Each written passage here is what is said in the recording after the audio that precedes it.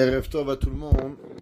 Alors, Teilim 25, Chaf He, pour ceux qui connaissent ce Teilim, Teilim qu'on dit tous les dimanches matin. Vous savez que chaque jour on dit un différent Teilim, qui était le Teilim avec quoi au Beth Amikdash, les Lévi'im, ils chantaient et ils On n'a jouaient pas de... fait le 24. On est à 25. On n'a pas fait le 24 encore. 24, pardon, excusez-moi, 24. Je dis 25, Teilim 24, pardon. Oui. 24, désolé. Teilim 24. Et le Teilim qu'on dit dimanche, comme j'ai dit, premier jour, c'est le Teilim aussi qu'on dit pour la Parnassa, Yom Rosh Hashanah, Yom Kippour, pour ceux qui vont à la synagogue, spécialement chez les Séfarades, Teilim où se vend très cher, Petichat Parnassa, les David Mizmor, Lachem Haaret Sumloa. Ce Teilim que David Amelech il a dit. Alors d'abord, comme d'habitude, pourquoi on dit Teilim, à quoi il sert, qui c'est qui a composé ce Teilim, et après on va rentrer. Alors, quelle est la raison de la composition de ce Teilim et à quoi il sert? Bien sûr, tous les Teilim c'est quelque chose, mais chaque Teilim, généralement, il a quelque chose de particulier.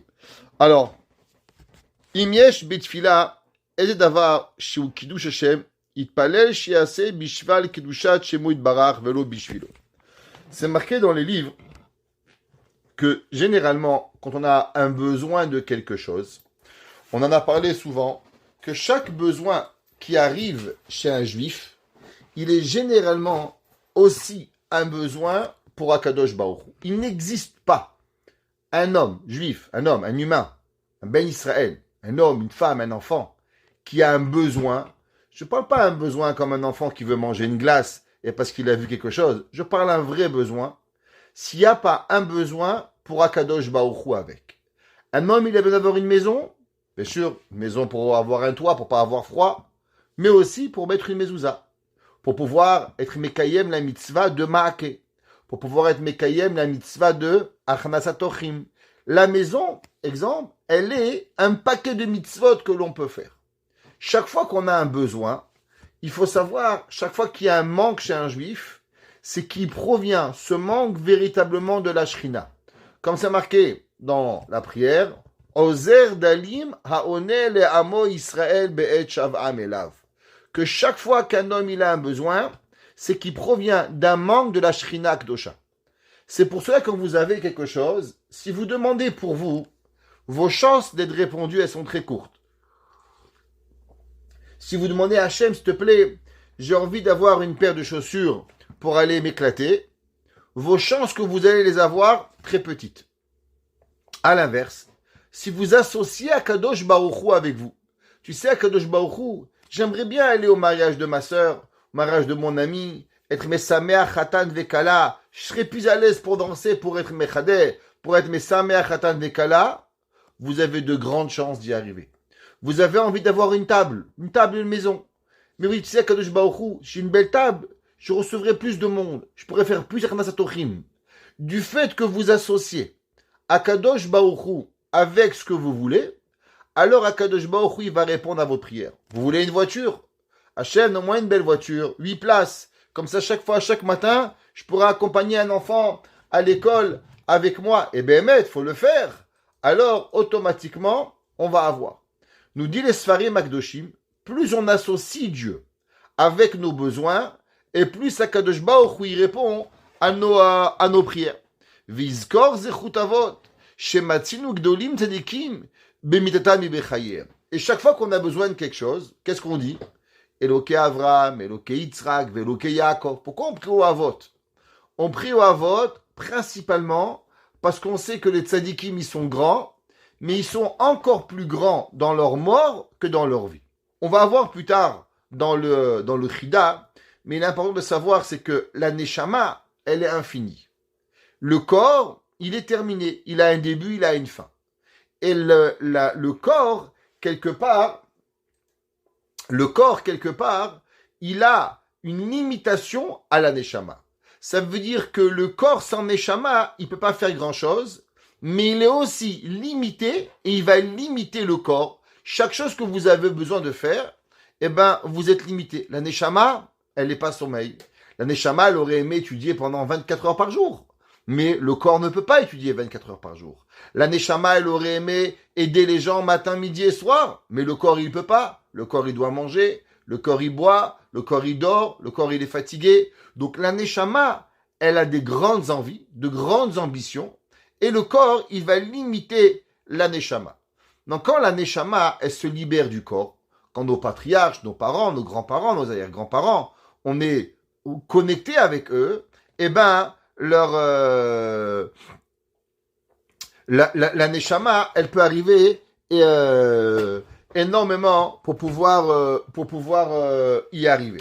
On nous envoie juste un petit message de mettre le Kol Leilou Nishmat Mesod Ben Nissim à Bersera, qui a été malheureusement assassiné par un arabe à l'âge de 18 ans, je ne sais pas c'est quand, mais Tiye Nishmato Tserura Betzor Achaim, et que ça soit Bet Hashem, Hashem Inkom et Damo.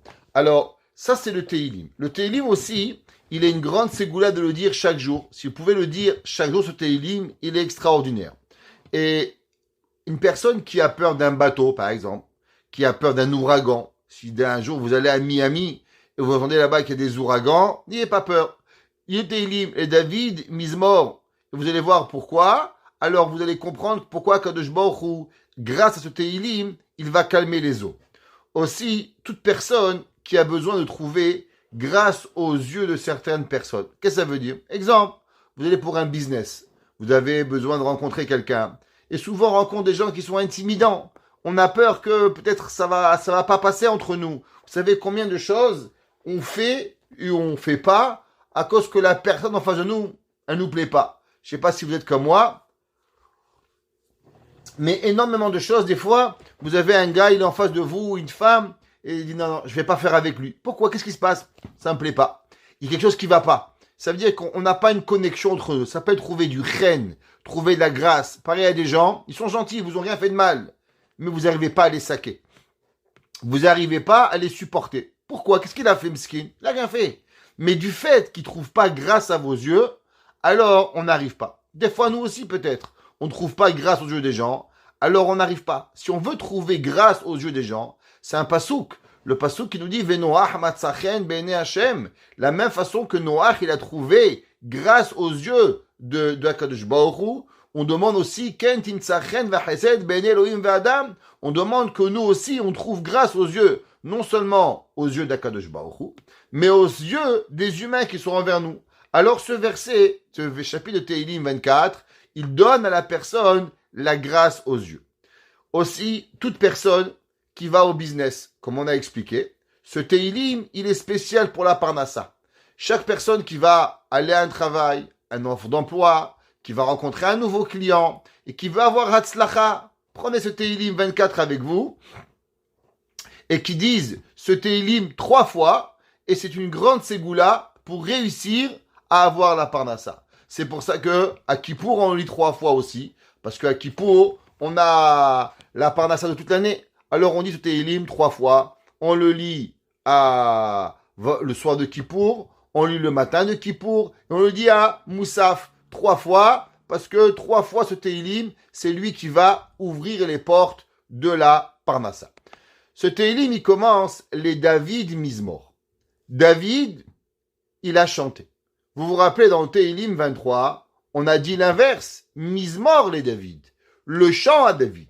Pourquoi des fois on dit les David Mizmor et des fois on dit Mizmor les David? Alors, il est ramené dans le Zohar et ramené aussi dans le Midrash, plus ou moins pareil, et on va lire le Midrash dans Shocher Tov 24, où là-bas il ramène, on lira aussi après par la suite dans le Zohar. Il dit, Ze'ama she'amar hakatuv va'ide Yov, tzedek lavashti vayalbisheni. Yov, il a dit, de la justice, je me suis habillé et j'ai habillé. Amar Rabbi Hanina. Il a enseigné un grand maître, Rabbi Hanina, que tout le monde connaît, qui était un homme extraordinaire. Et il a dit, Yesh na'el elvusho, ve'en levusho na'elo. Vous savez, des fois, vous allez dans un magasin, vous trouvez une robe. Elle est magnifique sur le mannequin. Vous avez un costume. Il est magnifique sur le mannequin. Pourtant, quand vous mettez la robe ou le costume, vous avez l'air vraiment catastrophe. Pourtant, elle est belle, la robe. Le costume, il est beau. La bague, elle est belle. La montre, elle est belle. Mais quand vous la mettez, ça va pas. Il dit le Midrash, pas tout est fait l'un pour l'autre. Il y a un beau costume, il y a une belle robe, mais pourtant, quand toi, tu la mets, elle n'est pas belle.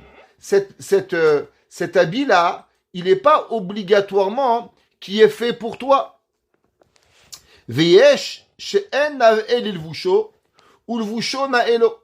Il y a des gens, la vérité, que eux, ils sont de henj. Tu les vois, il est mal habillé, il est sale. Tu dis, mais c'est impossible. La robe, elle va pas lui faire. Et il met le costard, il est sale. Et tu vois, le costard, il lui va comme un gant. Tu comprends pas. Si j'arrive pas à comprendre, moi, je suis propre, je suis clean, je suis sympa. Et la veste, elle me fait pas. Le gars, il est pourri, et la veste, elle lui fait. Ça veut dire que, pas toujours, on comprend comment ça fonctionne. Yesh Adam Sheu Ashir, Ve'en Shemo Lefiosho. Il y a des gens, ils sont riches. Et pourtant, ils n'ont pas un nom de riche. Il s'appelle Monsieur Couscous Boulette. C'est pas un nom riche. Rothschild, c'est un nom riche. Toi, tu crois un gars, il s'appelle Rothschild, il est riche. Il y avait un jour un gars, il rentre dans une synagogue, et il y a un gars, il dit bonjour, je vous présente un nouveau président, il s'appelle Monsieur Rothschild. Alors il y a un enfant qui vient le voir, il dit monsieur, vous n'êtes pas mon père. Il dit pourquoi tu dis ça mon fils? Il dit parce que ma mère, elle me dit toujours, t'es pas le fils de Rothschild. Ok? Alors il y a des gens qui sont... je vois qu'il y a certains qui ont compris quand même. Baruch Hashem. Alors, il y a des gens que le nom, il va pas avec la richesse. Ils sont riches, mais ils n'ont pas le nom de la richesse. V'yesh rash, ve'en shemo lefien yuto. Il y a des gens, le mec s'appelle Goldman. Tu penserais qu'il serait riche, Gold. Silverman. Est-ce qu'il y a un nom plus riche que ça? Et pourtant, le skin, il est pauvre. Il dit le Midrash, ça marche pas toujours avec ce qui arrive. Vechen amar Shlomo Amelech Melech Israël. Yesh mitasher ve'en kol. Il y a des gens, ils sont riches, ils ont pas tout. Il y a des gens, ils sont riches, ils ont pas la santé. Les gens, ils sont riches, il leur manque un bras. Les gens, ils sont riches, il leur manque un pied, Dieu préserve. Barmina lo alenu velo alechem. Midroshesh ve'onrav. Ve'esh adam sheu gibor. Ve'en shemo lefi gvurato. J'avais un ami à moi, il était excessivement fort, vous le voyez. Il avait l'air toujours d'être un homme musclore, et quand il parlait, on dirait un petit enfant. Mais ça marche pas. Il a un corps de 2 mètres sur 2 mètres, et quand il parle, on dirait un enfant de 5 ans. Il dit le Midrash, des fois, t'as l'impression qu'Aviachol, que Kadosh Baruch Hu, il a envoyé la voix où il faut pas. Je sais pas si vous avez déjà écouté Mike Tyson parler. Il était champion du monde de boxe, et pourtant, quand il parlait, vraiment une chouma de l'écouter parler. Pourquoi? Akadosh Baruch Hu, il lui a donné une force, et pourtant, ça marchait pas avec ce qu'il avait. Ça veut dire, il y a un décalage à ce qu'il y a. Viesh chalouche, ve'en shemo lefi chalishuto. Il y a un homme, il est faible, et pourtant il a un nom d'un grand guerrier. Viesh adam bachur, ve'toharo na'e. Il y a des gens, ils sont jeunes, et pourtant quand vous les voyez, ils sont resplendissants de beauté. Ve'ishto mechoeret. Vous n'avez jamais rencontré un homme, vous le voyez, il est beau comme un soleil. Et vous voyez sa femme, il dit, mais c'est pas possible ça. Qu'est-ce qu'il a vu en elle? Pourquoi il a marié? Ou bien des fois l'inverse, il y a une femme 1m85, un gars 1m50, petit, moche, chauve. Il dit, mais qu'est-ce qu'elle a vu en lui? Comment ils ont pu se marier entre les deux? Il dit le Midrash, c'est pas toujours une corrélation de ce que tu crois et ce que tu vois. C'est pas un homme riche qui marie une riche, un homme beau qui marie une belle, un homme grand qui marie une grande. Akadosh Baruch Hu, il a différentes façons de gérer le monde. Usnoa de tuna betor aparion. Ve'am omrim mi'u ba'al hashezo. Ve'am omrim zeu. Ve'roim oto bachur na'e. Ve'am omrim avad bachur bakfisha azot. Il y a des fois l'inverse. On voit une kala qui est très belle. Et le khatan miskin. Le bon Dieu, il a oublié. Et les gens, ils demandent, c'est qui c'est ce khatan? Et il dit, c'est celui-là. Et les gens, ils n'arrivent pas à comprendre. Gemara, il dit là, tzedaka na'al Iyov. Il dit le Midrash, la bonté, la générosité, a été belle pour Iyov. Iyov était un homme bon, un homme qui partageait ce qu'il avait. Iyov na'el tzedaka. La bonté, elle était belle dans les mains de Iyov, et Iyov, il était beau avec la bonté. Arrête tzedek la vache qui va yalbishen. Il dit le pasuk dans Iyov, quand moi je faisais du bien, c'était pas cloche. C'est pas monsieur style Picsou qui fait du chesed. Picsou qui fait du chesed, ça marche pas, il s'appelle Picsou. Comment Picsou peut faire du chesed? Ça marche pas. Iyov, il dit, moi je n'étais pas Picsou.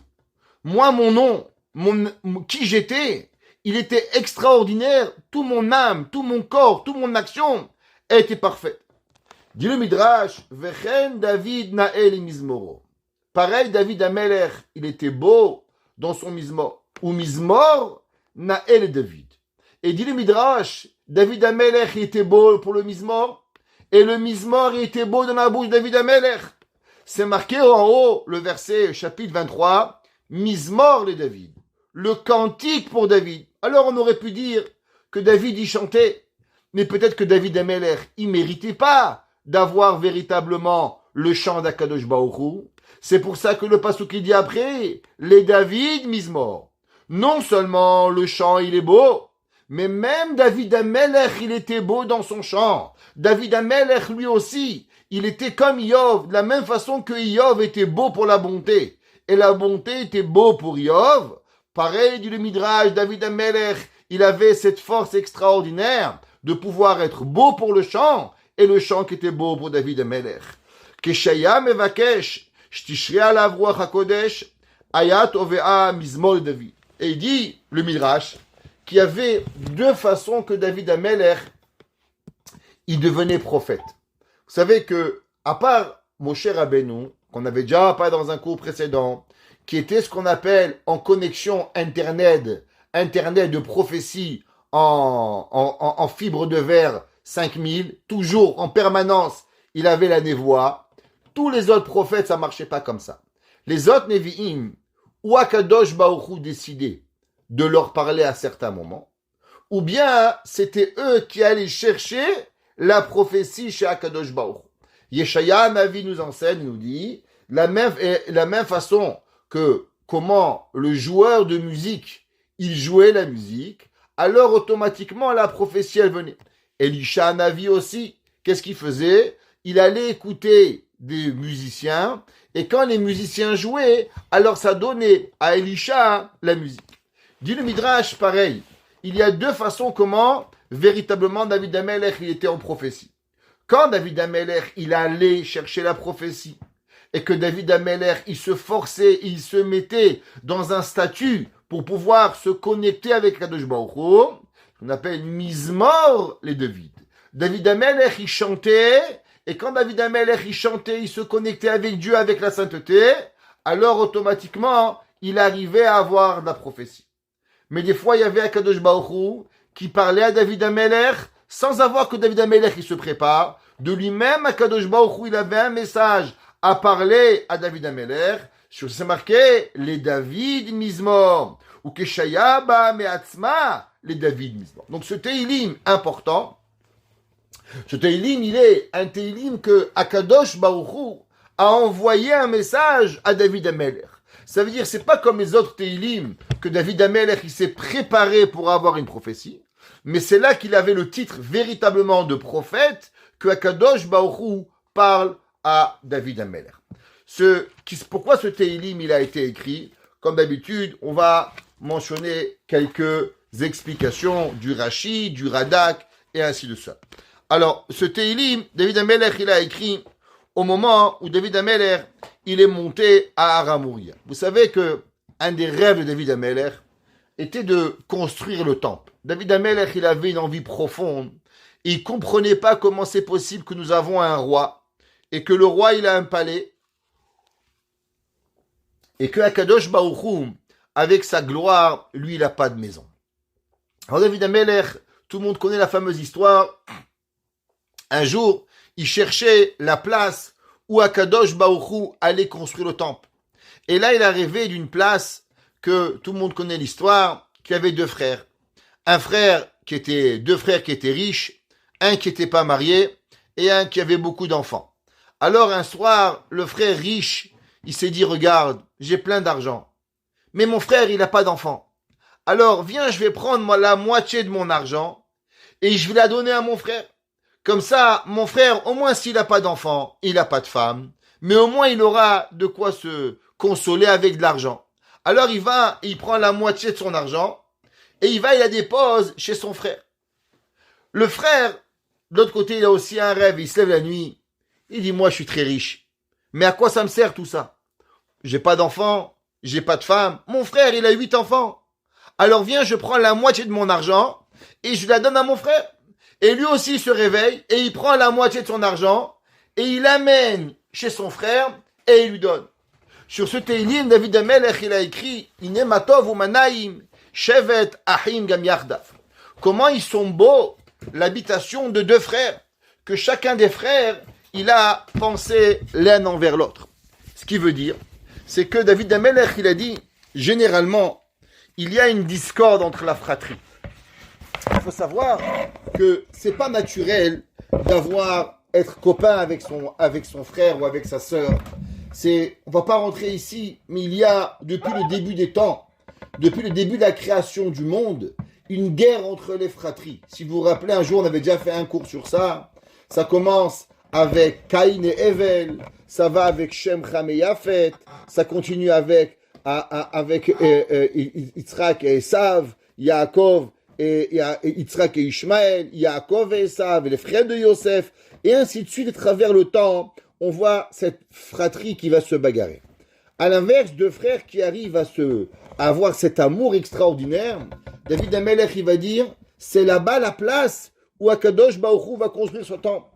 Et Akadosh Baruch Hu va dire, s'appelle Hara Moria, le mont Moria qui était caché. C'est là que David Amelech, il va comprendre que c'est là-bas que Akadosh Baruch Hu, il va pouvoir construire le temple d'Akadosh Baruch Hu.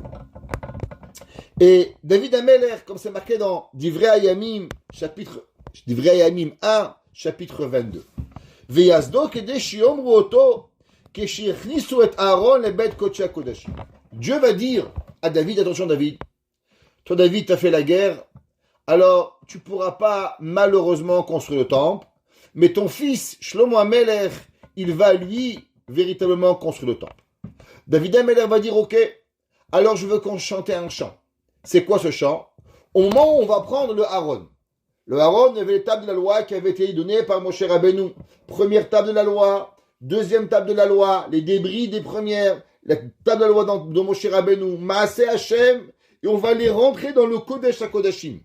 Ce moment-là, David Amelech, il va demander qu'on compose un chant, que ce chant-là, il va être chanté au moment où on va rentrer dans les ports du Kodesh HaKodashim, c'est où chez Harim Rashechem, Veina c'est où Pitre Olam. Veishabru et Melech HaKavod, Anichnas Tishkol Mimikdasho. Qu'est-ce que ça veut dire que David Amelech va demander un chant pour que Béhémet, au moment où on va rentrer l'étape de la loi dans le Kodesh HaKodashim? Il faut savoir, et on avait déjà parlé de ça souvent, que Akadosh Baruch Hu, en vérité, il n'avait qu'une seule envie. Quand Dieu a créé le monde, dans les plans initiaux, bien sûr, Hachem sait tout, mais Hachem, il aurait aimé que le monde ne fasse pas les péchés et que l'homme, il avait le choix de faire et de ne pas faire. Akadosh Baruch Hu n'avait pas envie véritablement de résider parmi les anges. Il n'y a jamais eu de but dans la création que Hachem y vit loin de nous. Akadosh Baruch Hu, il avait envie de vivre avec nous. Comme c'est marqué que Akadosh Baruch Hu était mithalech bagan. Adam Arishon pouvait sentir la présence d'Akadosh Baruch Hu. Même après la faute que Adam Arishon il a fait, Adam Arishon a dû se cacher de Akadosh Baruch Hu parce que la présence divine était trop grande. Alors Adam Arishon il s'est caché, Adam Arishon il s'est habillé parce qu'il a eu peur d'Akadosh Baruch Hu. Mais la résidence de Dieu était décidée d'être ici-bas sur terre. Akadosh Baruch Hu a dû attendre 2449 ans pour que revenir sur terre et avoir une petite maison.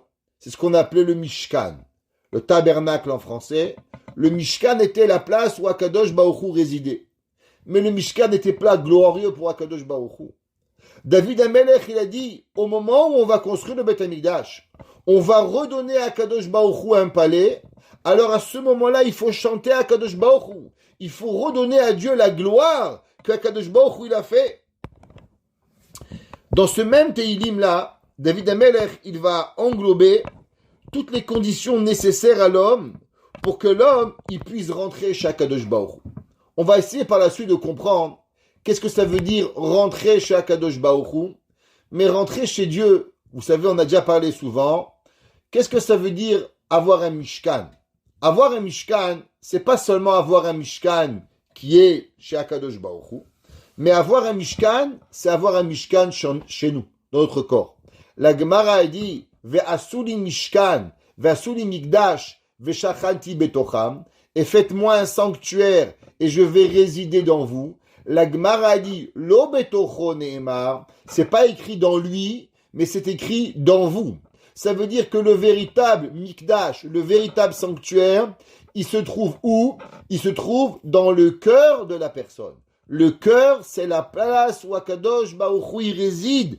Et pour cela, pour que Dieu y réside dans notre cœur, on a besoin de certaines conditions qu'on va voir expliquées dans ce Teilim pour apporter vers nous la Shrina, la présence divine.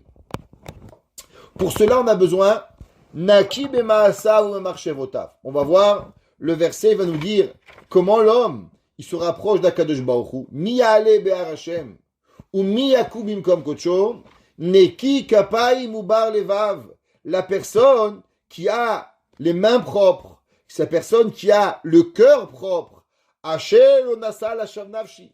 La personne qui n'a pas menti en vain. Ça veut dire que l'homme, pour entrer dans Dieu, pour que Akadosh Baruch Hu réside dans lui, il a besoin d'avoir deux choses. D'abord, premièrement, les actions propres de la personne. L'homme doit vivre un homme, il doit être un homme où il y a des bonnes actions. On ment pas, on vole pas, on tue pas, on fait pas des bêtises, mais c'est pas suffisant. L'homme, il doit aussi faire attention à ce qu'il pense. Les pensées de l'homme sont excessivement importantes pour pouvoir garder, je dis bien, on gardera plus tard, non seulement d'avoir la présence divine, mais aussi de pouvoir garder la Shekhinah qui va rentrer dans nous. Et comme c'est marqué dans le Pasuk, Ne'eman Bediburo. Qu'est-ce que ça veut dire Ne'eman Bediburo? On va voir le verset dit Velo Nishba le Mirma. Généralement, les gens, vous savez, la Gemara, le Shulchan Aruch, il ramène que si vous dites à quelqu'un que vous allez faire quelque chose, tu viens me chercher demain matin, tu dis oui. D'après une opinion dans la halakha, vous avez juré. Le fait que vous dites à quelqu'un oui je viens, oui je fais, eh ben c'est comme si que vous avez juré. Et si vous ne faites pas ce que vous avez dit, vous transgressez le verset qui dit le verset Lo yachel devaro. Tu ne vas pas transgresser ta parole. C'est très grave de dire oui et de ne pas faire. De toujours oui, Ezrat Hashem, Belineder. Mais si on dit oui, il faut faire. Vous savez, il y avait un jour un homme, un ange. Il s'appelait Rabbi Yoshua ben Levi. Rabbi Yoshua ben Levi, il était entre l'époque des Tanaïm, les Rabbanim de la Mishnah, et les Amoraïm, les Rabbanim de la Gemara. Vous savez qu'il y avait deux époques. Rabbi Yehuda Anassi était le dernier des Tanaïm, et Ravina et Ravaché étaient l'époque des Amoraïm. L'époque des Amoraïm a duré 300 ans, et l'époque des Tanaïm a duré 500 ans. Beaucoup plus grand l'époque des Tanaïm que l'époque des Amoraïm. Entre les deux, il y avait un rabbin qui s'appelait Rabbi Yoshua ben Levi. Rabbi Yoshua ben Levi, qui est connu sous le nom de Rival, Rabbi Yoshua ben Levi, les acronymes, Rival, était le copain du Yetzer Hara, qui est le copain de l'ange de la mort. Tous les jours, il venait le voir. Il dit alors, qui tu vas prendre aujourd'hui? Imaginez-vous. Il dit aujourd'hui, tel il va mourir, tel il va mourir, tel il va mourir. L'angoisse totale. Skin. Tous les jours. Un jour, il est arrivé, il dit ok, aujourd'hui, pour qui tu viens? Il dit aujourd'hui, c'est pour toi. Il dit quoi? Il dit, mais on est des copains. Il dit, qu'est-ce que tu veux? La vie, elle a une fin, non? Aujourd'hui, c'est pour toi. Il dit, regarde, on est des bons amis. Laisse-moi 30 jours. Dans 30 jours, tu vas me chercher. Qu'est-ce que tu perds? Je ne vais pas me sauver d'abord, hein. Tu vas me retrouver dans 30 jours. Tov. Il dit, ok.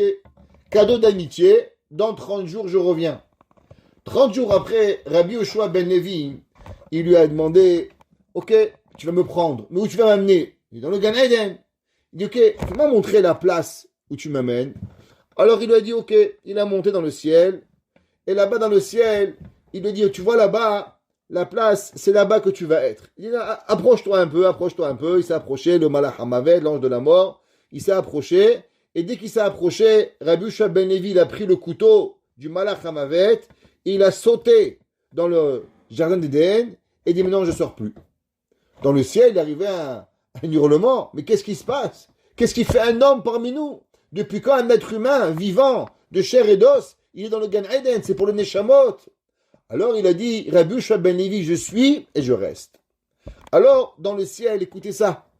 On s'est posé la question, ce rabbin, est-ce que dans sa vie, il a déjà dit une chose qu'il n'a pas fait? Une chose. On a cherché. Il dit pourquoi? Il dit, puisqu'il a dit maintenant, je suis et je reste, si dans le monde, il n'a jamais menti, ça sera la première fois qu'il va mentir. Alors maintenant, on ne peut pas le faire mentir. Alors on a recherché dans toute sa vie. Et on a vu qu'il n'a jamais menti. Et la Gemara nous dit que Rabbi Yoshua ben Levi, du fait qu'il n'a jamais menti une fois dans sa vie, il a eu le mérite de rester dans le Olam Haba avec son corps. Non seulement avec sa Neshama, mais avec son corps. Vous imaginez cela? Par quel mérite? Il n'était pas plus grand que Rabbi Danassi. Il n'était pas plus grand que Rabbi Meir. Pas plus grand que Rabbi Shimon Bar Yochai. Mais il avait une mida plus grande, qui n'avait jamais dit quelque chose qu'il n'avait pas fait.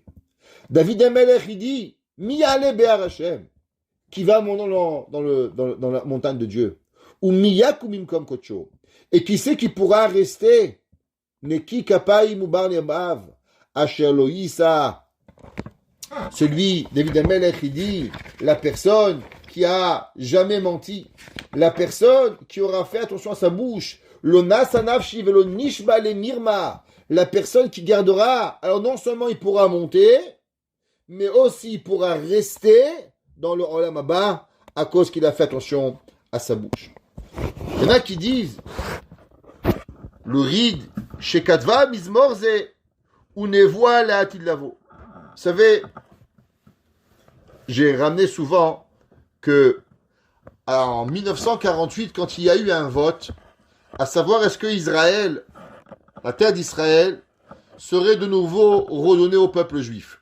Et il y a eu un vote à l'Assemblée, à l'UN, à l'ONU, aux Nations Unies, et parmi les nations qui étaient le plus farouches à ne pas donner et de rendre Eretz Israël au peuple juif, c'était le Vatican.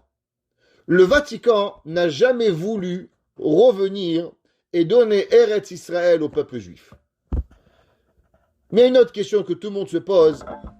Comment ça se fait que les nations du monde ont toujours refusé, à part M. Trump et quelques pays, de redonner Jérusalem comme capitale de Eretz Israël? Je ne comprends pas.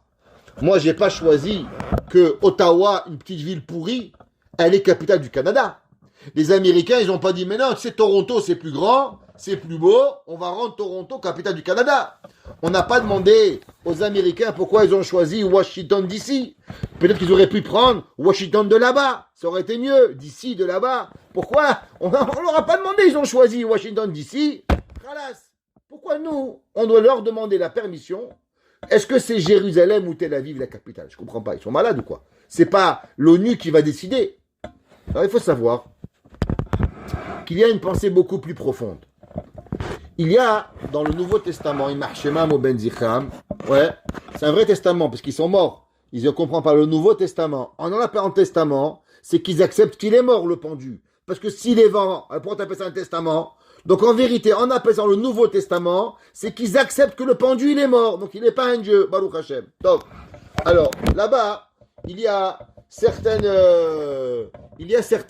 choses qui nous apprend. Entre autres, il fallait éprouver une chose, que Akadosh Baruch Hu, principalement toute leur théorie du christianisme, elle est que Akadosh Baruch Hu, lo aleinu velo alechem, il s'est fâché contre le peuple juif. Et en se fâchant contre le peuple juif, alors il a changé de nation. Il a décidé que c'est vrai, j'ai donné la Torah au Am Israël, je leur ai donné David Amelech, Avram Avinu, Yitzhak Avinu, Yaakov Avinu, la sortie d'Égypte, tout est vrai. Seulement à un moment, Dieu il s'est fâché avec les Juifs, et en se fâchant avec les Juifs, il va changer de nation.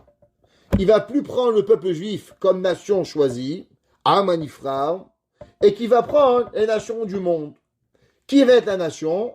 la nation, celui qui veut venir. Celui qui veut devenir, lo aleno, un crétin, eh bien lui, il devient choisi par Dieu. Ah, qu'est-ce qu'on peut faire? C'est ça qu'ils ont décidé. Ça me rappelle une fameuse histoire.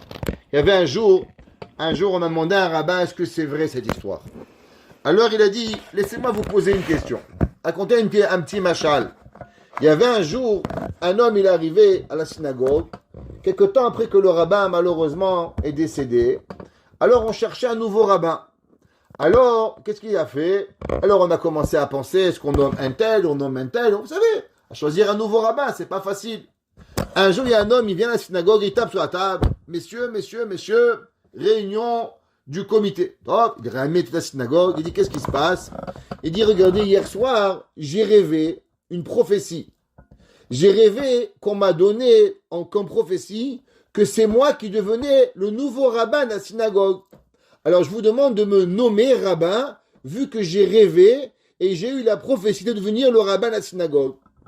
Alors le président, il lui a dit, si nous on avait voté que tu sois le président, alors on te nommait président.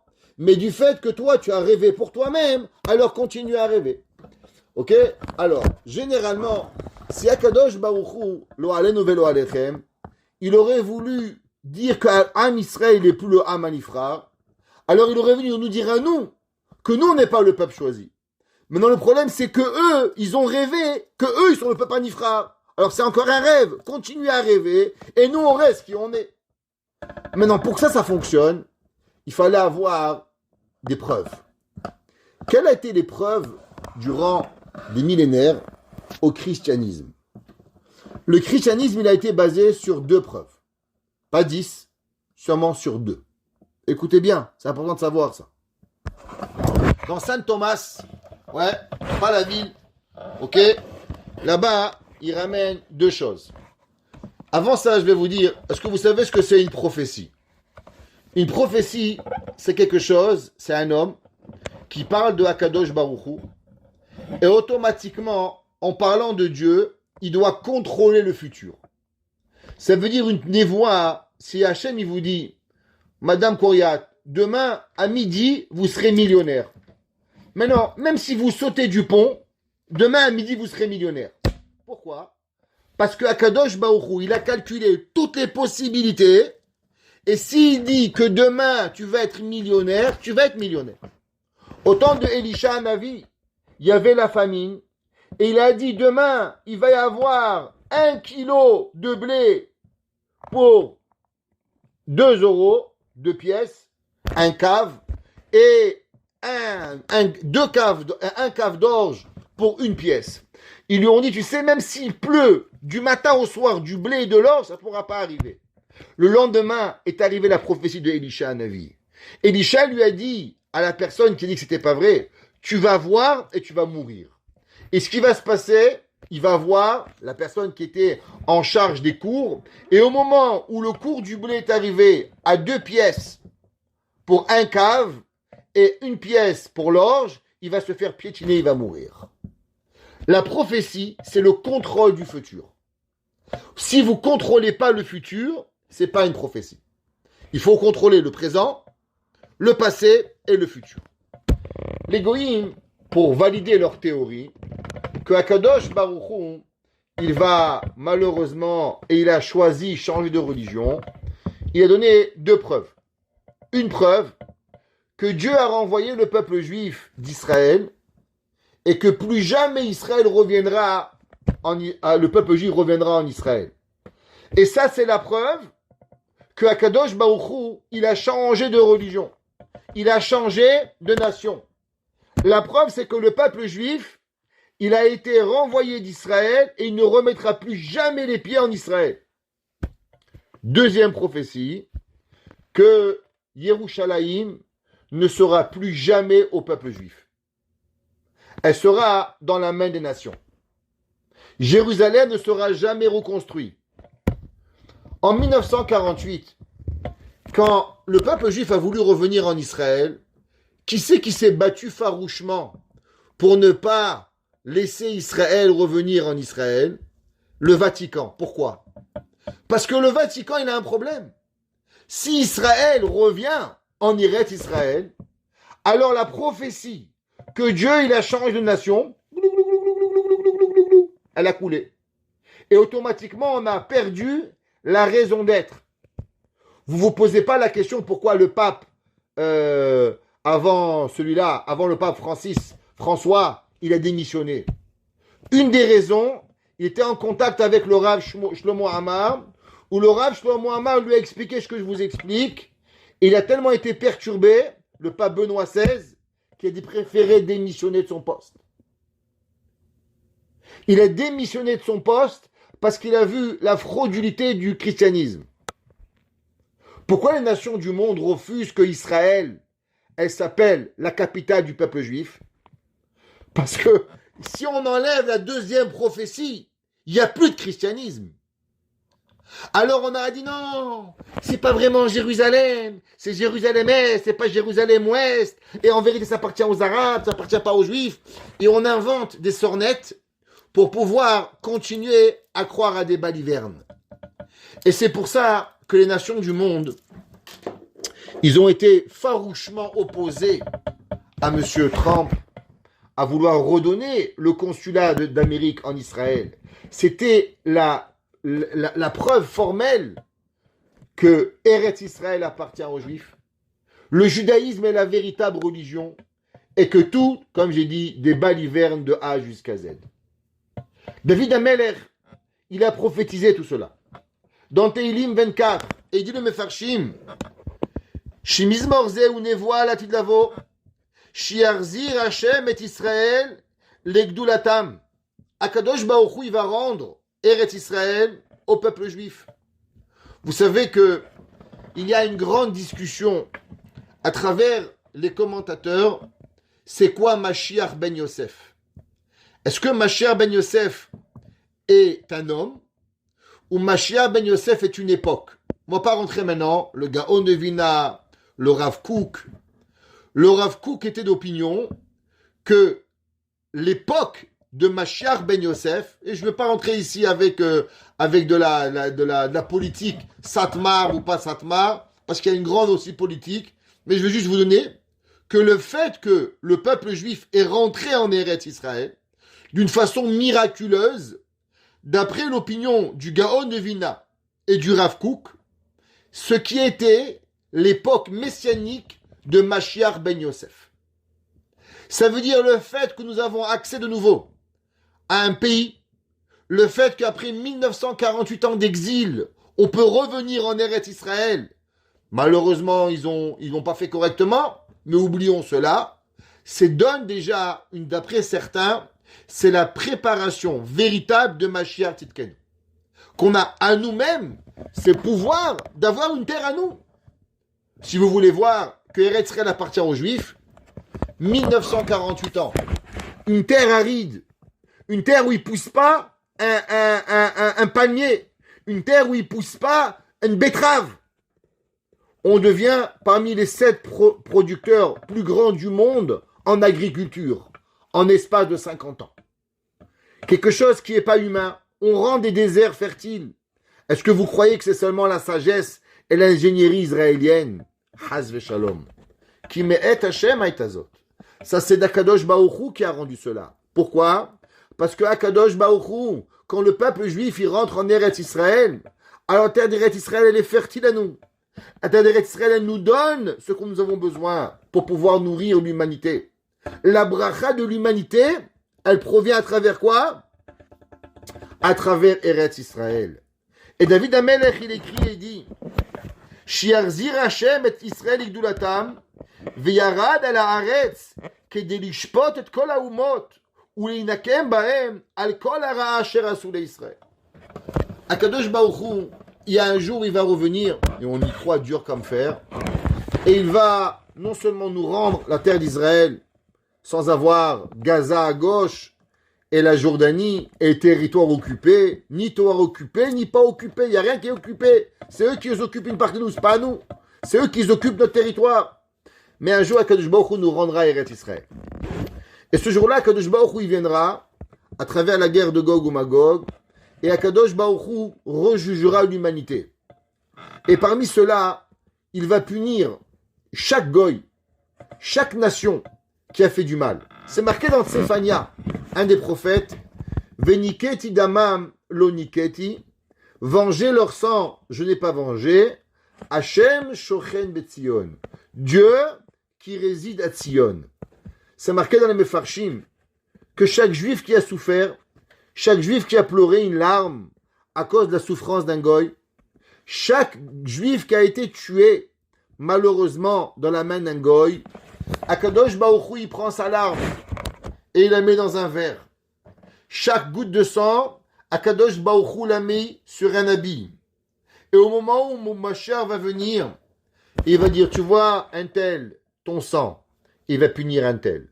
Tu vois un tel, tu as été puni, et il va punir un tel. Chaque nation qui aura fait du mal au peuple juif, Akadosh Baruch Hu va les punir, et il ne va laisser aucune souffrance du peuple juif qui va être sans avoir passé à la justice. Et le verset dit, Veniketi damam loniketi. Et tu crois qu'à travers les années, j'ai vengé leur sang?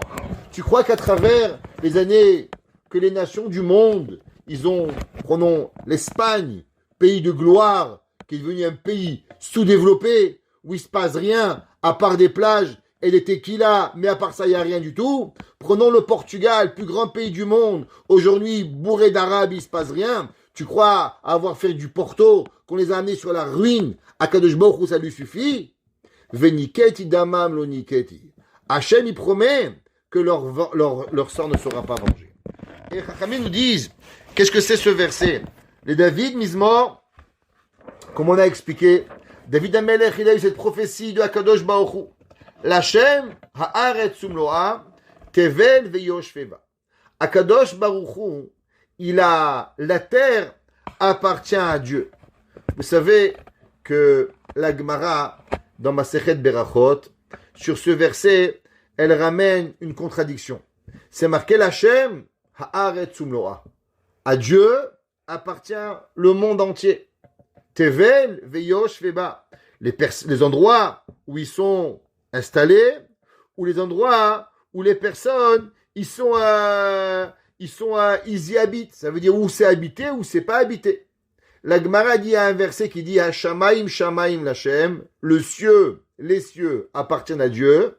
Vehaaretz, et la terre, Natan ibn Adam, elle appartient à l'homme. Demande à Gemara, je comprends pas. Comment un coup tu me dis que l'Hachem haaretz umloa, que l'univers il appartient à Kadosh Baruch Hu, et pourtant c'est marqué à Shamaim l'Hachem, vehaaretz Natan ibn Adam. La Gemara elle répond, elle dit ça dépend. Kan lifne bracha, kan leachar bracha. La Gemara elle dit quand l'homme il fait une bracha, alors Akadosh Baruch Hu il lui donne quelque chose. Avant que l'homme fait une bracha, eh bien tout appartient à Akadosh Baruch Hu. Akadosh Baruch Hu, c'est lui que tout appartient sur terre. L'homme il doit savoir que véritablement tout ce qui arrive à Akadosh Baruch Hu, il lui vient seulement à travers les brachot que l'homme il va avoir de Akadosh Baruch Hu.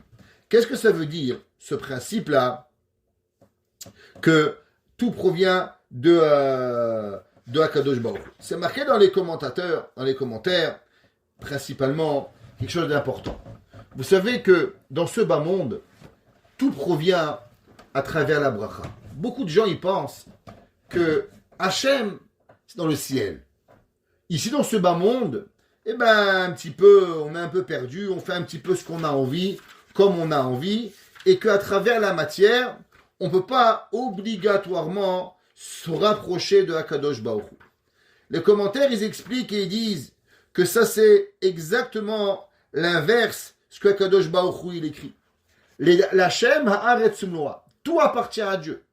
Et véritablement, quand l'homme, il fait une bracha, quand l'homme, il remercie Akadosh Baruch Hu, alors c'est là qu'il amène Akadosh Baruch Hu. L'Hachem haaretz umloa. L'homme, il a l'obligation de rapprocher Dieu, même à travers chaque chose qui lui arrive, même à travers chaque chose qui arrive à Akadosh Baruch Hu. Il écrit le Admor de Skolen. On a parlé souvent du Admor de Skolen qui était à Montréal aujourd'hui, mais son arrière-grand-père, Rabbi Eliezer, il dit comme ça. Il dit de Ikar avodat ha'adam ou la'alot et ha'artziut ve'agashmiut. principalement, le travail de l'homme, c'est d'élever la matière.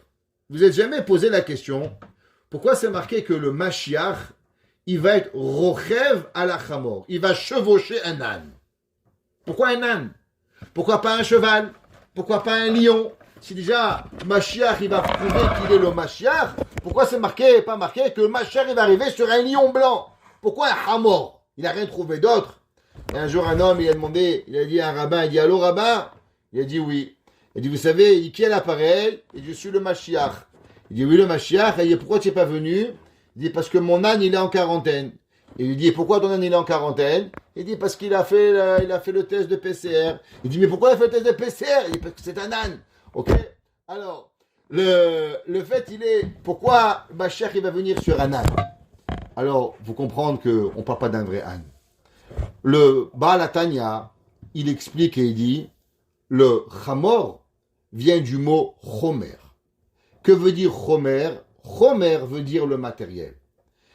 Il y a des gens qui pensent qu'on doit séparer la matière pour avoir la spiritualité. Ce qui est faux. L'homme, il doit vivre avec la matérielle, la spiritualité. À chaque fois où il amène Akadosh Baruch Hu dans son matériel, c'est là qu'il élève Akadosh Baruch Hu. Comme c'est marqué dans le Be'er Ma'em Chaim, Ashamaim, Shamaim Lashem, comme on a dit, Ve'haaretz Natan ibn Adam. Klomar, Ashamaim da'inu aruchaniut, Shamaim Lashem me'atzmo. Qu'est-ce que ça veut dire? Ça veut dire que le ciel, il est spirituel. Il n'y a pas besoin de vous, parce que vous n'y arrivez pas au ciel. Alors c'est normal de comprendre que le ciel il est spirituel. Karuchaniut gover sham. Dans le ciel, il n'y a pas d'oxygène, il n'y a pas de matérialité. Donc qu'est-ce qu'il y a dans le ciel? Il n'y a que de la spiritualité. C'est pas difficile à comprendre. Vesham noda Hashem Hashem bechol haolamot. Dans les astres, prenez Mars, prenez Pluton, prenez tous ces étoiles, on n'arrive même pas à concevoir comment ça fonctionne. C'est pas difficile de pouvoir comprendre Akadosh Baruch Hu, la spiritualité. Chaque étoile, d'elle-même, elle connaît c'est qui Akadosh Baruch Hu. Omnam haaretz natan ibn Adam. Seulement la terre, elle a été donnée à l'homme. Et l'homme, souvent, il croit que ça lui appartient. Davar ze shiye gam haaretz l'Hashem. Seulement, le but de l'homme, c'est quoi? L'Hashem haaretz umloa. Ça veut dire que le travail de l'homme, il dit le Be'er Ma'em Chaim, que l'homme, il doit prouver que non seulement Shamaim, Shamaim l'Hashem, mais que aussi la terre, elle appartient à Kadosh Baruch Hu. Sheye nikra Elohei haaretz. Qu'est-ce qu'on dit tous les jours? Baruch ata Hashem Elokeinu melech haolam, maître du monde. Pourquoi? Qu'est-ce que ça veut dire maître du monde? Ça veut dire que Dieu il est maître du ciel, ça on le sait. Mais l'homme il doit prouver que même dans la hartziyut, même dans le matériel, il y a un créateur du ciel. Vegam et gashmiyut yavdu taboré. Et que même à travers le matériel, pas seulement à travers la prière, pas seulement à travers l'étude de la Torah, bien sûr, aussi avec cela, mais même dans notre matériel de tous les jours, alors on doit remercier Akadosh Baruch Hu. Hillel Hazaken, il disait quoi? Quand je vais manger, je vais donner à manger à mon invité. Quel rapport à un invité? Parce que le corps ne t'appartient pas. Hillel Hazaken, il disait, quand je nourris mon corps, je fais Achmasatochim. Quand je me lave le visage, eh ben, j'embellis Dieu. Ça veut dire que même dans les actions les plus basics, les plus simples de la vie, on peut apporter à Kadosh Baruch Hu dedans. Maintenant, qui c'est qui est capable de faire cela? D'élever cette matière à Dieu? Eh ben, c'est incroyable. C'est ni les anges, ni les chayot, ni les séraphim, rien d'autre. Vous savez, c'est qui les seuls qui sont capables d'élever la matière à Kadosh Baruch Hu? Eh bien, c'est nous. Vehaaretz et la terre. Comment la terre est capable d'arriver à Dieu? Natan ibn Adam. Que le ciel appartient à Dieu. Ça Dieu a donné aux anges. Ça lui a donné aux astres. Mais comment, à qui Dieu a donné ce travail divin d'élever la matière et de rendre la matière saine? Natan ibn Adam. Ça, c'est ce que Kadosh Baruch Hu a donné à l'homme. Chez M, que l'homme, il doit travailler cela. Il doit le rendre à son travail. Le travail de l'humain, c'est quoi? De proclamer Dieu à chaque moment. Chaque fois qu'un homme il fait n'importe quoi, il mange, il dit merci à Kadosh Baruch Hu. Un homme il marche dans la rue, on doit marcher, on doit proclamer à Kadosh Baruch Hu à chaque étape de notre vie, chaque chose que l'on fait, comment on marche, comment on parle, comment on vit. Ah, c'est un juif. Ah, c'est un juif. Comment ils sont belles ses actions, comment il est beau, comment elle est belle, pas physiquement, mais même physiquement être propre. La Gemara dit qu'un rave n'a pas le droit d'avoir une tache sur son habit. Pourquoi? Parce qu'il est représentatif de la Kadosh Baruch Hu. On doit être le représentant de Dieu à travers ce bas monde. Quand on porte une kippa, quand on porte un foulard, comment on parle, comment on mange, comment on vit, alors automatiquement, on a l'obligation d'élever à Kadosh Baruch Hu.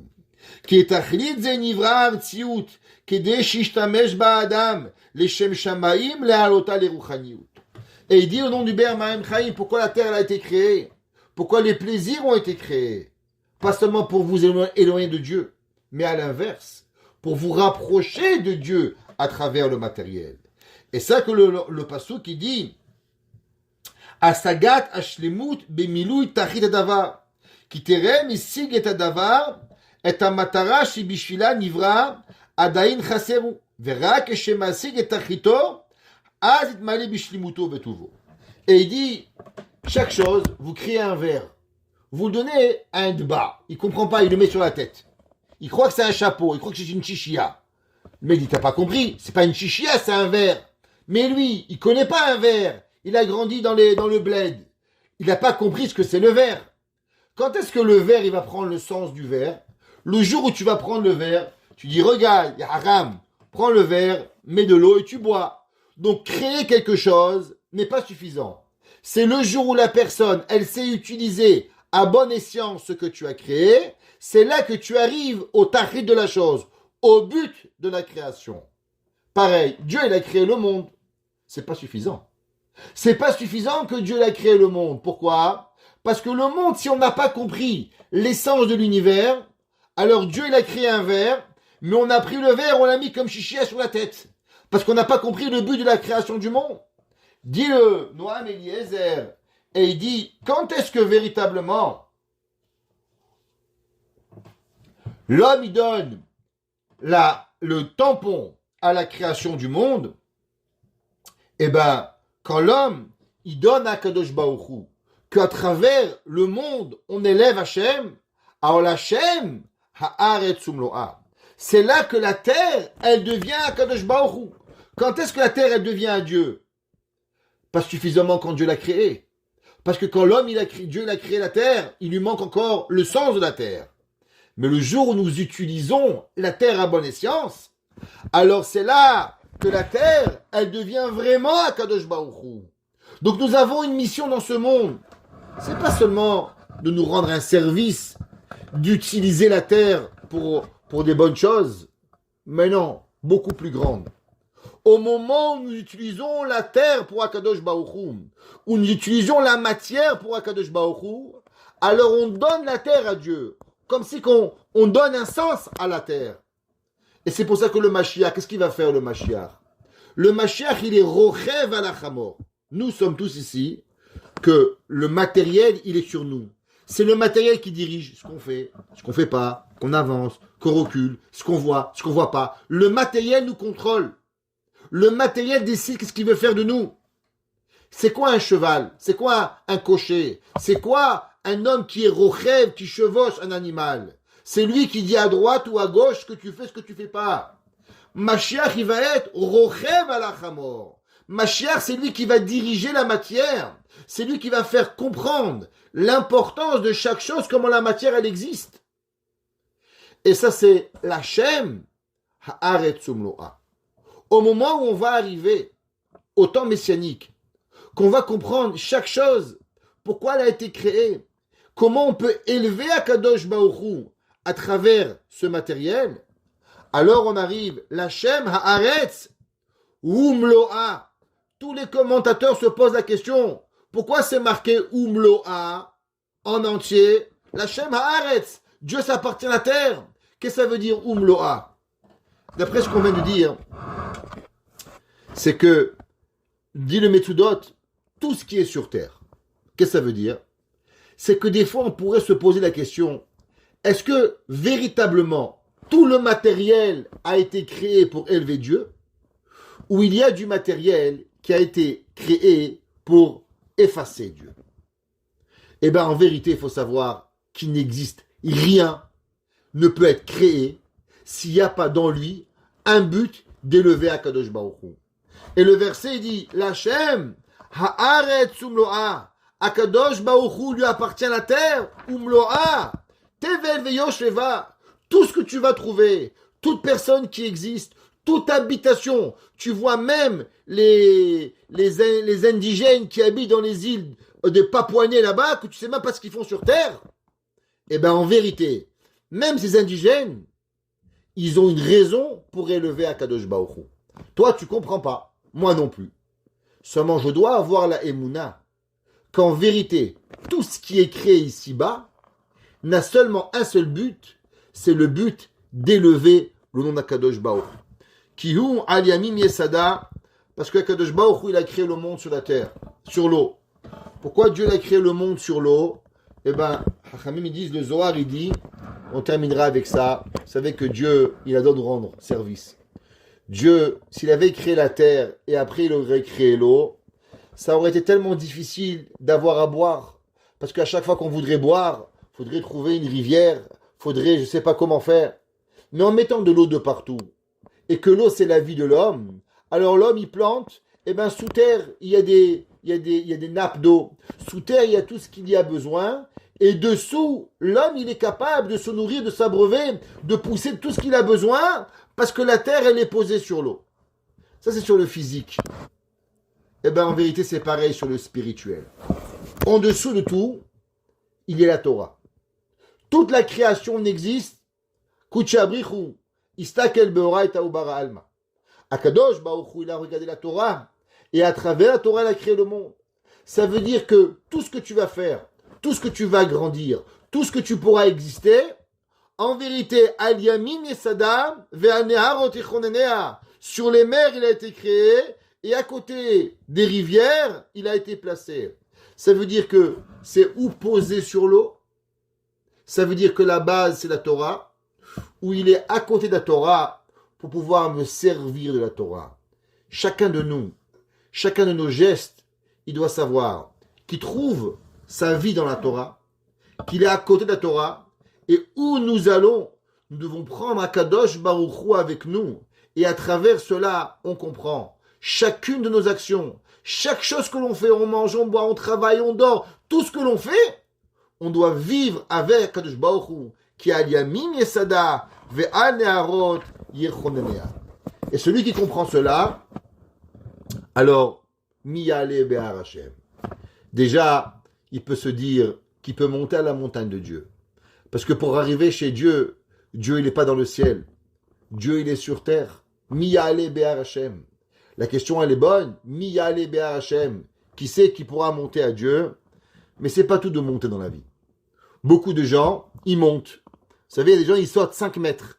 Mais ils retombent très vite. La Torah dit Miyale. Qui sait qui va monter? Mais c'est pas tout de monter. Ou miyakumim comme Kocho. Qui sait qui va rester?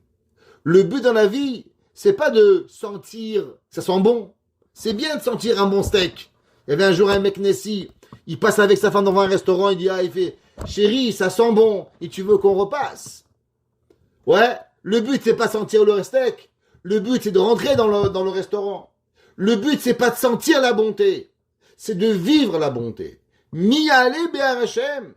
Qui c'est qui va toucher à Kadosh Baruch Hu? Avalumi yakumim comme Kocho. Qui c'est qui va exister? Et là, Torah nous dit, les personnes qui ont des bonnes actions, les personnes qui ont des bonnes pensées, et des personnes qui font attention à leurs paroles. Neki kapayim u bar levav, asher lo nasa lashav nafshi, velo nishba li mirma.